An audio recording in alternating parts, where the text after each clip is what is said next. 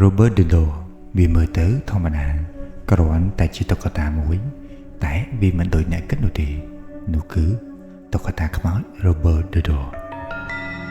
វាត្រូវបានគេនិយាយថានៅ Key West រដ្ឋ Florida ត្រូវបានគេស្គាល់ថាគឺមានខ្មោចលងបន្លាចមានរឿងជាច្រើនជុំវិញនៅ Key West និងរដ្ឋដ៏ធំទូលាយប៉ុន្តែ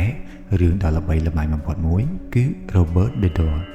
អ្វីត្បិតតែ Robert ហាក់បីដូចជាគ្មានអ្វីក្រៅពីតុក្កតាដែលគួរឲ្យស្រឡាញ់មួយស្លៀកពាក់ឈុតនាវិកកាន់តុក្កតារូបឆ្កែនៅក្នុងដៃបិទបាំងស្នាមតូចៗដែលមើលទៅហាក់បីដូចជាមានស្លាកស្នាមបន្តិចដែលមានភ្នែកតូចនិងស្នាមញញឹមនៅលើមុខរបស់គាត់មនុស្សជាច្រើនយល់ថាគាត់ទទួលខុសត្រូវដោយផ្ទាល់ចំពោះសោកនាដកម្មដ៏ពិតប្រាកដមួយRobert ត្រូវបានគេចោទប្រកាន់ពីបទបង្កគ្រោះថ្នាក់ចរាចរណ៍ការបែកបាក់ទំនាក់ទំនងការលែងលះការស្លាប់ជំងឺនិងច្រើនផ្សេងទៀតតើ Robert មកពីណា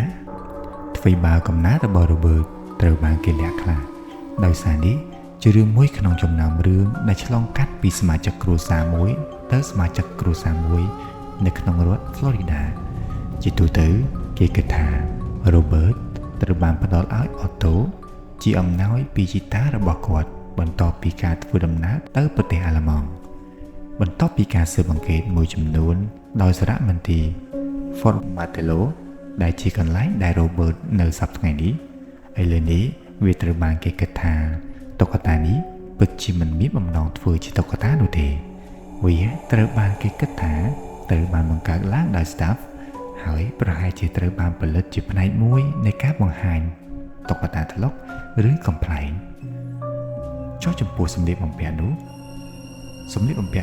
វាត្រូវបានគេគិតថាជារបស់ Otto ហើយបើអ្នកឆ្ងល់ថា Robert យកឈ្មោះមកពីណាគឺយកមកពី Otto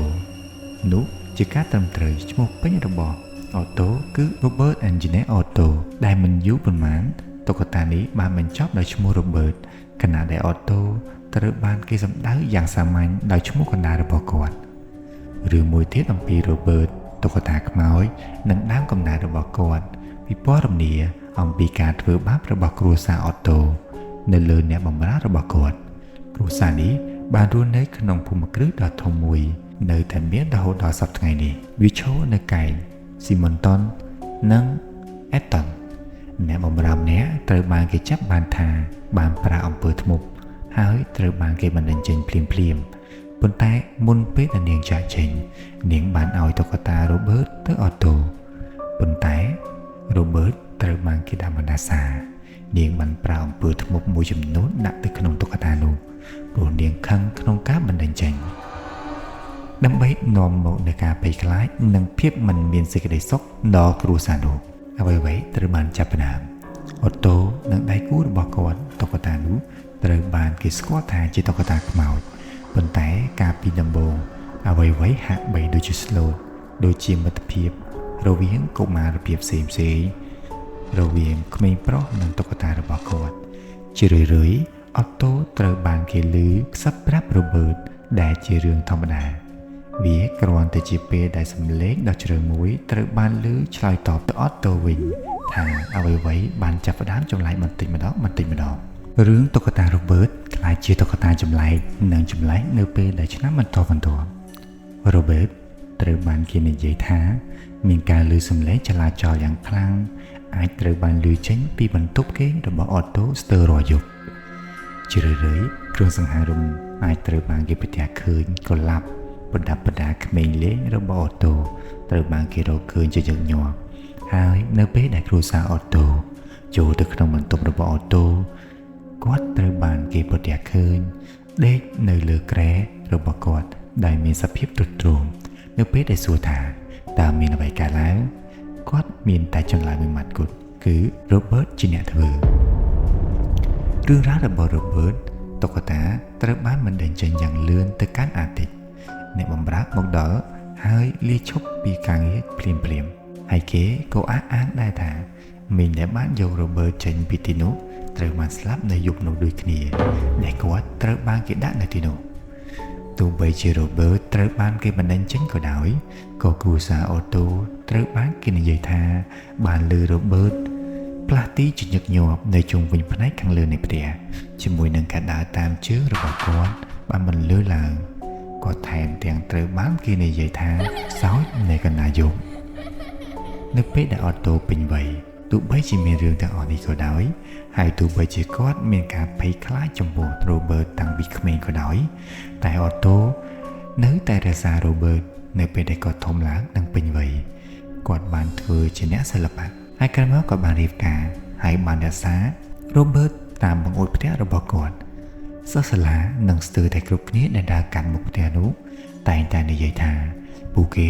តែងតែឃើញតុក្កតាបាត់ពីភ្នែកមុនពេលបង្ហាញខ្លួនម្ដងទៀតនៅចំពោះមុខរបស់ពួកគេ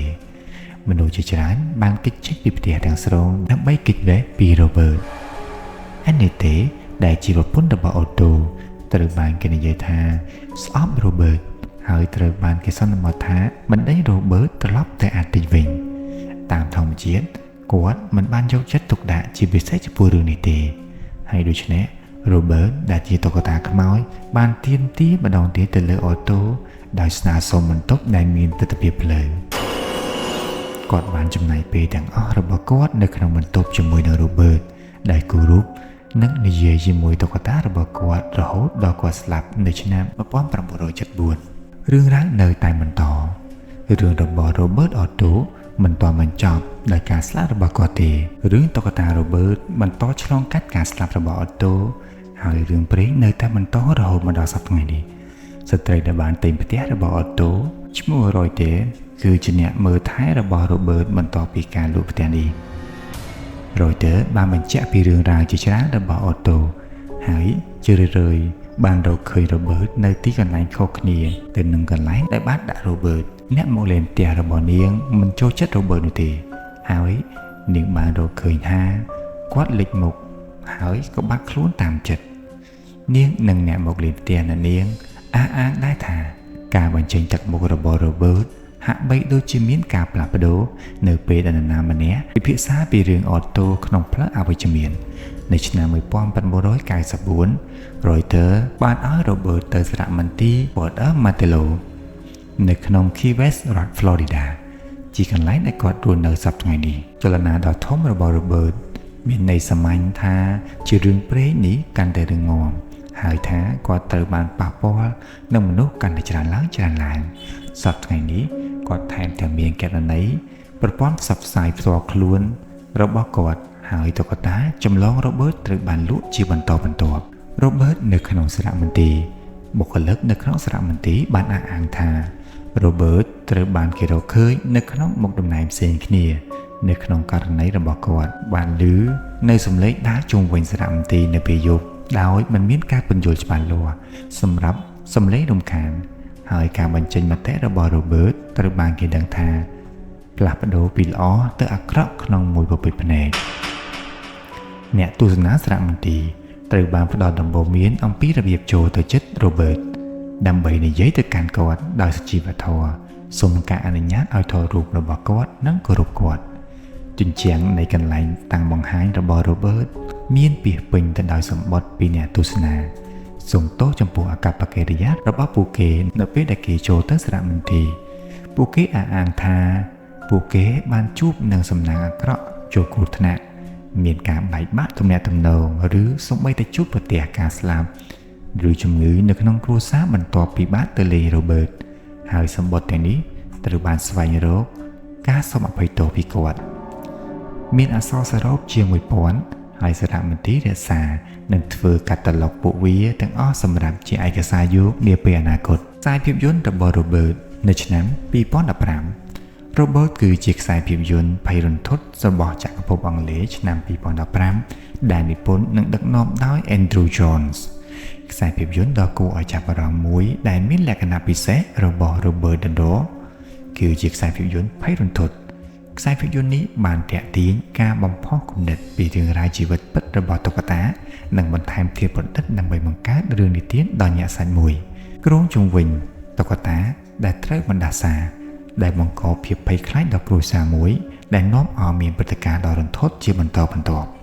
ភាពជោគជ័យនៃរឿង Robert បានបង្កើតនៅរឿងភាគបន្តបន្ទាប់គ្នារួមមាន The Ghost of Robert the Door ឆ្នាំ2016 The Toy Maker ឆ្នាំ2017និង The Revenge of the Robert Door ឆ្នាំ2018ដែលពង្រឹងឋានៈរបស់តុក្កតានៃវប្បធម៌ដ៏ពេញនិយមអ្នកប្រហែលជាចង់ផ្ញើសម្បត្តិទៅ Robert តែអ្នកទទួលការឆ្លើយតបបានយ៉ាងដូចម្តេច